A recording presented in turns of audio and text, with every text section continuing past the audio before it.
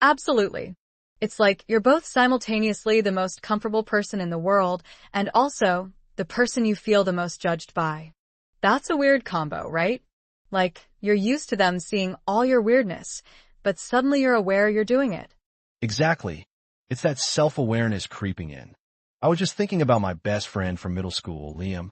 We built this incredible world together, this elaborate fantasy game. And now, if we talk, it's mostly just catching up on the surface stuff, work, partners, pets. It's so easy to fall into that. I had a similar experience with Sarah. We used to spend hours debating the meaning of life, arguing about everything, and now if I bring up something philosophical, I just get a polite, huh. It's heartbreaking. It's like the core of your connection has shifted. I think it's because adulthood changes you. You start carrying different baggage, different priorities.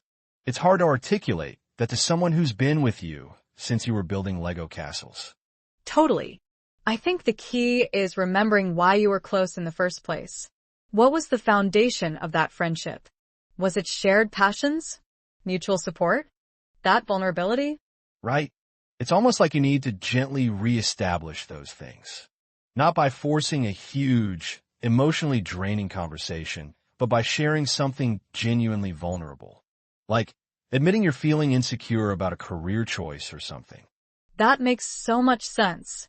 I tried that with Mark once. I told him I was terrified of public speaking, and he just said, "Don't be afraid." It was incredibly frustrating because I needed empathy, not a pep talk. The empathy part is crucial. Sometimes you just need someone to validate your feelings, even if they don't have a solution. It's not about fixing the problem. It's about feeling seen. And I think it's important to be willing to be a little bit vulnerable yourself.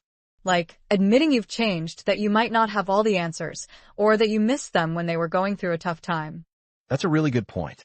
It's about rebuilding trust, and that often comes from acknowledging the shifts. Look, I know things have been quiet, and I'm sorry if I haven't been in touch as much as I should have been. It's also about remembering that they've probably been through their own stuff, their own changes. You can't just expect them to stay exactly the same as they were when you were 12. So, it's less about launching into a massive emotional therapy session and more about small, honest gestures.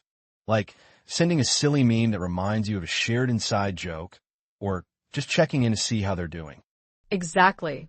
And maybe, just maybe, starting with a remember that time we can be a low-pressure way to reignite those old connections.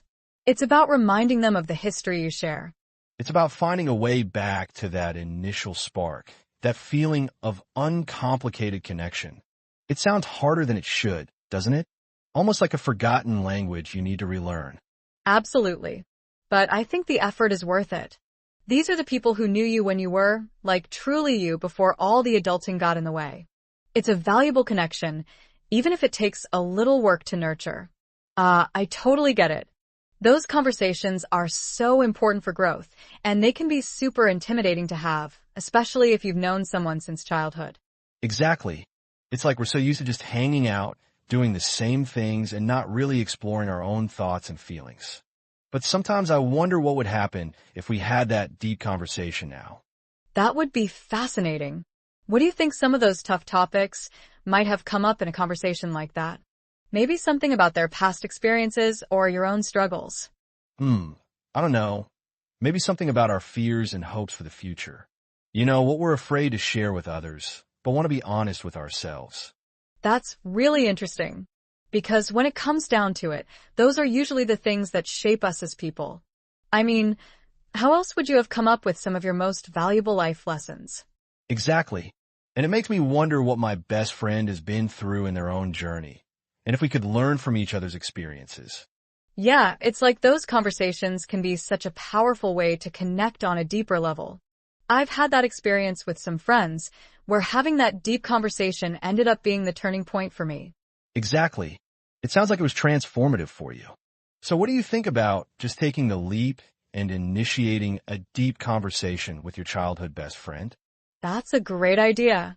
And I think the key is to approach it in a way that feels safe and non-judgmental, so both of you can be honest without feeling like you're being critiqued. Absolutely. Maybe we should even do a follow-up conversation on our podcast or YouTube show to compare notes and share some of those insights. Ha! Sounds like a plan. And who knows, maybe it'll inspire others to have their own deep conversations with friends from the past. Exactly. So what are you waiting for? Go reach out to your best friend and start that conversation. Laughs, all right. I'm feeling motivated now. Thanks for sparking this conversation, Andrew. It's been really thought-provoking. No problem at all, Ava. It's always great to explore new ideas and perspectives with a friend like you. Yeah, same here. Let's make that deep conversation happen. Sounds like a plan.